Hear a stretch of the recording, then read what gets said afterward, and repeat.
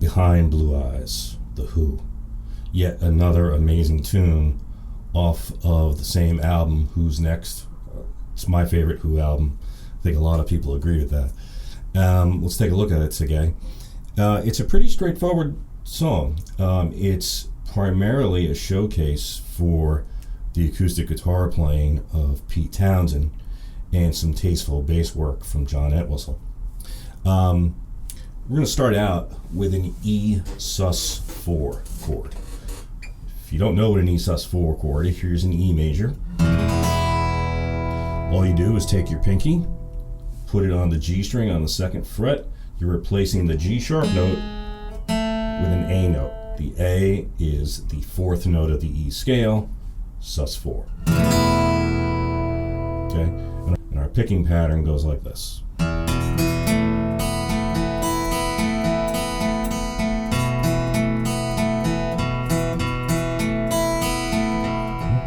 Okay, so now one of the things about that is Pete has chosen very carefully, his picking pattern. Root fifth, root, sus4, fifth.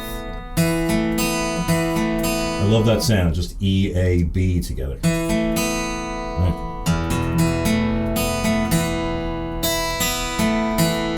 So I like how it comes down and then shimmers down like that.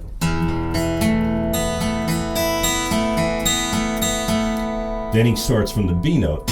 So now it sounds like he's got like a B7 sus4 because he leaves out the E in the root.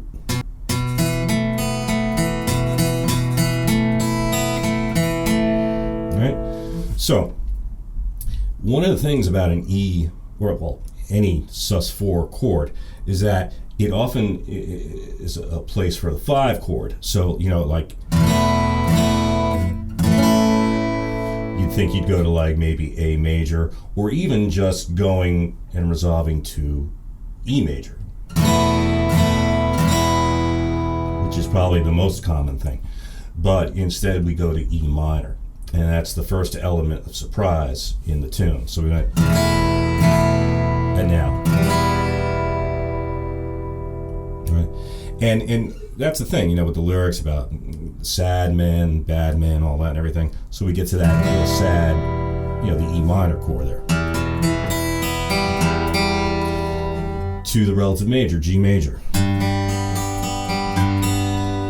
D major, the 5 chord.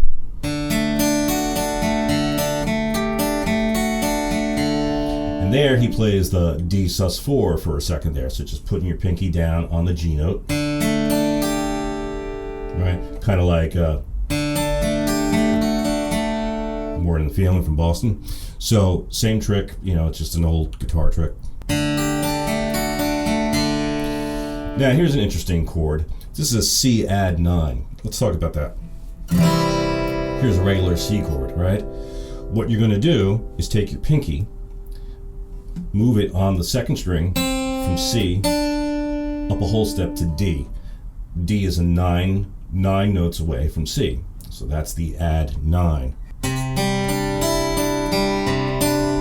And that's a real beautiful sound to have that E open ringing against the D like that. So yeah, it is a C add 9 because the E's on top. So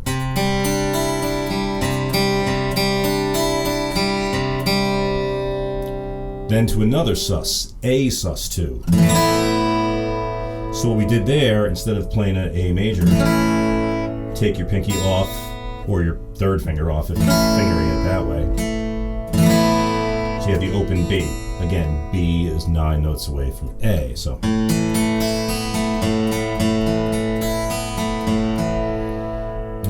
and that's our harmony for the verses, I guess you could say.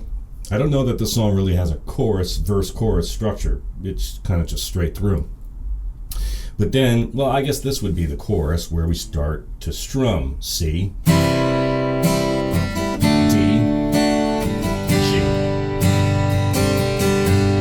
Quick little G sus4 there with the 1st finger.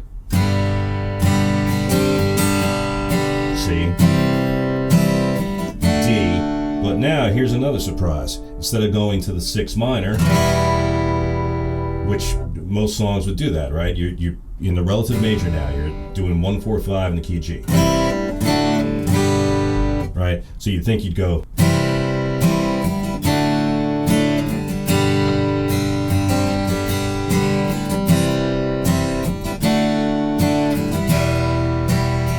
Right? That's a common sounding thing.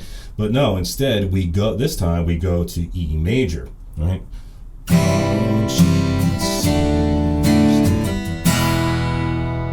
Quick sus4. Right, remember before I mentioned about the sus4 resolving to a major. To the 3 chord, B minor. C, D, sus, A sus2. Okay. And that pattern of chord structure remains the same until we get to the drum entrance. And then we ride this to the end. B minor, A.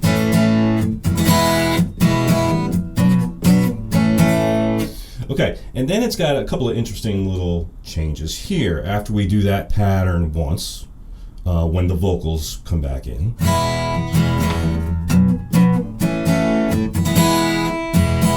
We go to B minor, but then we don't go to A, we go to G, to D.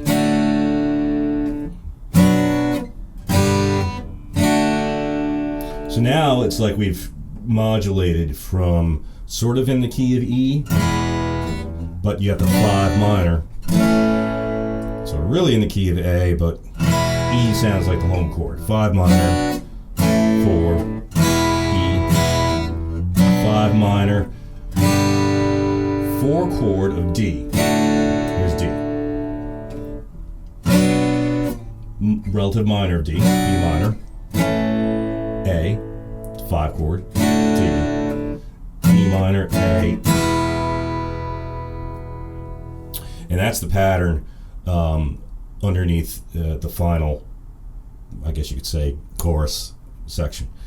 Okay, last is one of the all-time Who classic moments. It's the break here.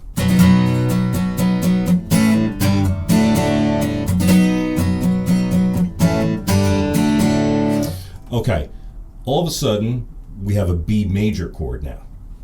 We've had B minor a few times in the song, but now all of a sudden B. A, G, D.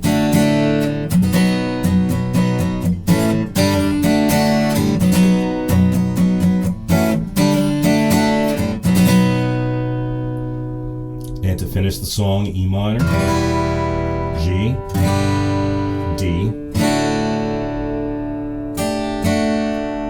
C, add 9, and E on a A sus2. So, great tune, quite a workout in terms of the right hand picking. To play it really accurately, like with the original recording. That's a great workout.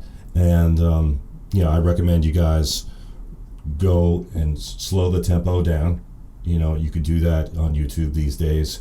You could do it in any kind of audio program. Play it at a slower tempo and try to really match the inflections of what's on the original. Well, I hope you enjoyed today's breakdown. And if you did, please consider subscribing to my channel for more videos like this to come. And thank you for watching.